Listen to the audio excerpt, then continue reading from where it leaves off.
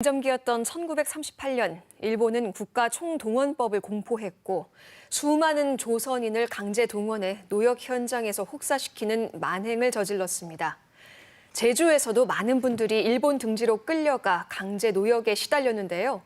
제주인 강제 동원 실태를 연구한 심재욱 제주대 제1제주인센터 학술연구 교수와 관련 이야기 나눠보겠습니다. 안녕하십니까? 네, 안녕하십니까? 네. 일제강점기 제주인 강제 동원 실태 조사를 제주연구원에서 지난해 하반기에 한 걸로 알고 있습니다. 네.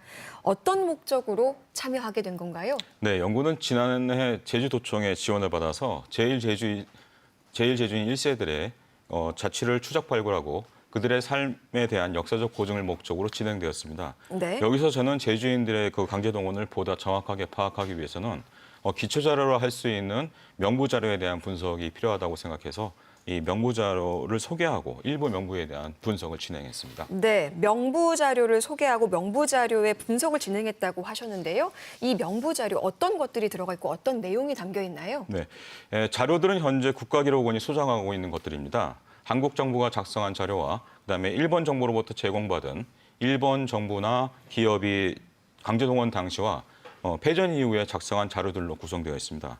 일본 정부로부터 제공받은 자료에는 중복 인원을 포함해서 약 40만 명의 기록이 수록되어 있습니다. 네. 강제동원된 식민지 조선인 전체의 기록이 아니고 일본 정부가 한국 정부에 제공한 자료일 뿐이라는 그런 한계를 지니고는 있지만은 언제 어디서 누가 강제동원되었고 어느 지역 어느 부대 또는 어느 기업에 어떤 신분으로 투입되어서 어떤 노역에 처해졌는가 그리고 언제 어디서 어떻게 사망했고 또는 부상을 입었는가와 같은 강제동원의 내용을 보다 자세하게 파악할 수 있는 자료로서 그 의미를 지니고 있습니다. 굉장히 구체적으로 이런 사항들이 담겨 있네요. 예. 네네. 그 중에서도 이제 제주인을 또 조사를 하셨는데 명부 분석 결과 제주인의 경우에는 몇 개 작업장 그리고 뭐 몇 명의 피해자가 있었는지 또 어떤 작업장에서 했는지 이런 것들이 다 담겨 있나요? 예, 그 자료에 따라 좀 네. 다르긴 한데 우선 저희가 전체 자료에 대한 분석을 완료하지 못했습니다. 그래서 분석을 행한 해군 군속의 경우로 한정해서 말씀드리면 동남아시아, 서부태평양 그리고 일본, 한반도, 중국 등지에 위치한 약 68개 해군 부대로 총 806명의 제주인들이 투입된 것이 확인됩니다. 네. 이들은 주로 특설 해군 서령대와 해군 시설부와 같은 군 관련 시설의 건축이나 토목 공사를 주 임무로 하는 부대에 투입되었고요. 여기서 그 활주로 공사나 포대 혹은 진지 구축과 같은 각종 군사시설을 건축하는 노역에 투입되었습니다. 네. 현재 저희가 제주인 관련 국가기록원 명부의 DB화 작업을 추진하고 있는데요. DB라는 게 데이터베이스 작업을 네. 이제 추진하려고 하고 있는데 강제동원된 제주인의 정확한 인원수라든지 혹은 그들이 투입된 작업장에 대한 내용을 보다 명백하게 파악되는 것은 이런 작업이 완료되면은 되지 않을까 싶습니다. 그렇군요. 그러니까 일반적으로 알려진 그 피해 사실을 좀 더 구체적으로 정리할 수 있다 네네. 이런 말씀이신 거죠. 일제 말기엔 또 이렇게 비행장이나 해안진지 구축을 위해서 제주 내에서도 이제 강제 동원이 이루어졌죠. 이런 강제징용 실태에 대한 좀 전체적인 통계가 있을까요?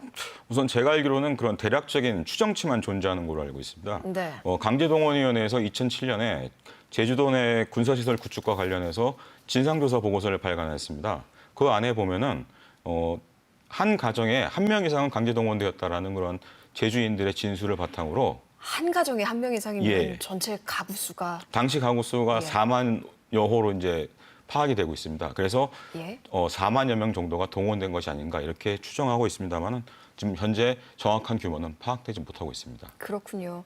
그리고 뭐 외국으로 갔던 그 많은 희생자들 아직도 고국으로 돌아오지 못하고 있죠.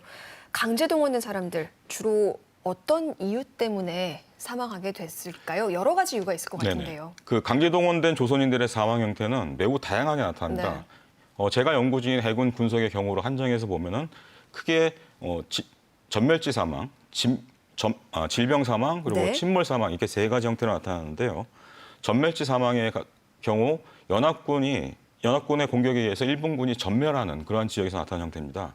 그 해군 군속 자료에 수록된 약 7만 8천 명의 그러한 기록에서 조선인 해군 군속 약 5,400명이 사망하는 기록이 확인되고 네. 이 중에서 제주인 네. 100여 명의 기록이 확인이 됩니다. 100여 명. 네. 그리고 질병은요? 질병 같은 경우에는 2차 세계대전 당시에 미군이 일본으로 진격하는 과정에서 일부 지역은 우회하면서 고립시켰습니다. 이 지역들은 이제 보급이 두절돼서 이 지역에 있었던 다수의 조선인들이 영양실조나 질병으로 여러 질병으로 이제 사망하게 됩니다. 전체 조선인 900여 명의 사망이 확인되는데 제주인 같은 경우에는 10여 명 정도가 확인이 됩니다. 10여 명. 예. 그리고 마지막으로 말씀하신 게 또 침몰이 있었죠. 네네. 침몰 사망 같은 경우에는 승선한 선박이 연합군의 공격으로 침몰하면서 나타나는 사망 형태인데 네. 해상에서 발생했다는 이유 때문에 한 번에 다수의 사망자가 발생하는 그런 특징을 지니고 있습니다. 그래서 전체 3,600명 정도의 네네. 조선인들이 사망했고요. 제주인 같은 경우에 한 60여 명, 20여 명의 그런 사망자가 확인이 됩니다. 네, 지금 화면으로 어떤 서류 같은 문서가 지금 보이고 있는데요.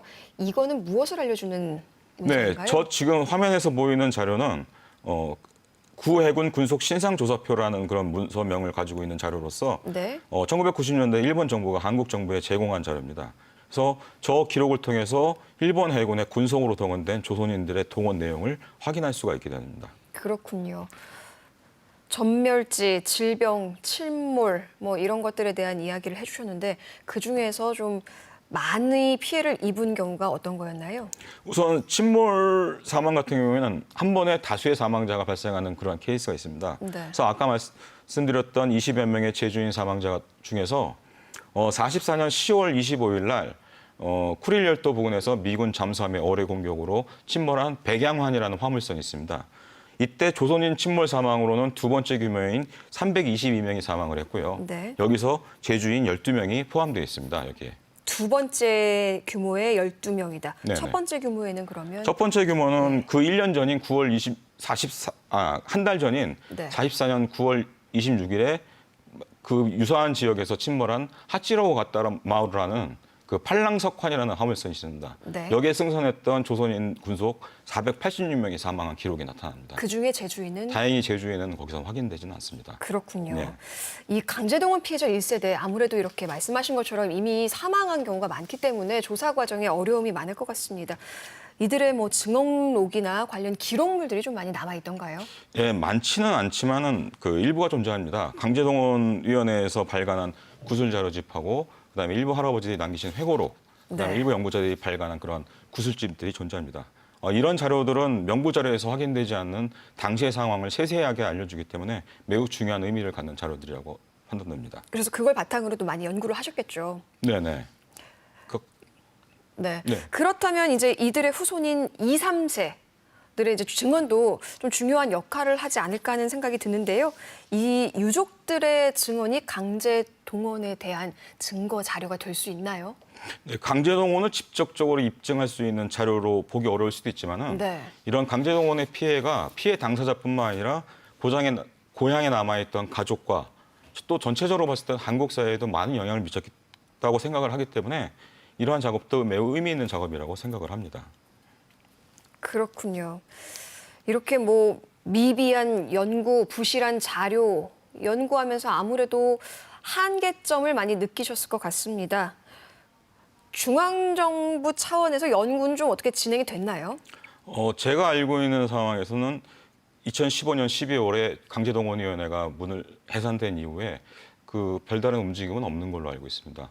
행안부 산하에 과거사 관련 업무 지원단이 존재해서 일부 연구 영역을 하고 있는데 전체적인 측면에서 봤을 때 매우 부족하다고 할 수 있습니다. 전체적인 측면에서 봤을 때 매우 부족하다. 굉장히 네네. 아쉬움이 있네요. 네네. 그렇다면 이 강제징용 연구 앞으로는 좀 어떻게 또 진행을 해야 할까요? 글쎄요, 우선은 제 입장에서는 아까 말씀드린 국가기록원 명부와 같은 기초자료에 대한 분석이 선행돼야 되지 않을까 이렇게 생각을 합니다. 네. 그리고 이를 위해서는 연구자들이 보다 쉽게 이러한 자료에 접근하고 이러한 자료들을 또 보다 쉽게 활용할 수 있어야 된다고 생각합니다. 현재까지는 그렇지 않았기 때문에 어찌 보면 48만 명에 이르는 이런 방대한 자료가 거의 20년 동안 연구도 안 되고 분석도 되지 않은 상태로 사장되어 있다고 저는 생각하고 있기 때문에 이러한 자료들에 대한 분석이 보다 더 쉽게 활성화돼야 되지 않을까 싶습니다. 네. 그리고 이것이 진행이 되면은 이런 강제동원 관련 연구가 보다 활성화되지 않을까라고 판단을 하고 있습니다. 네, 제주도 출신들이 이제 겪었던 순환의 역사, 다시는 되풀이되지 말아야 하는 역사적 사건인데요. 아무래도 이번 일을 쭉 연구를 진행하시면서 느낀 점들도 있으셨을 것 같습니다. 마지막으로 좀 어떤 점들이 느껴졌는지 소회를 부탁드리겠습니다. 한마디.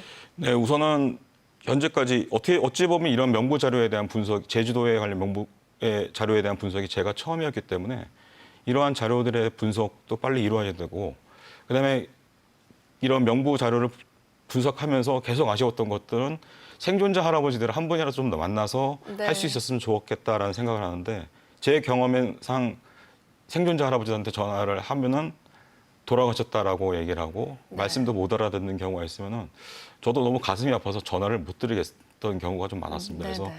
그런 부분이 제일 아쉬웠던 그런 생각입니다. 그렇군요. 또 한일 양국 간의 발전적인 관계를 위해서는 또 반드시 해결해야 할 과제가 아닌가 싶습니다.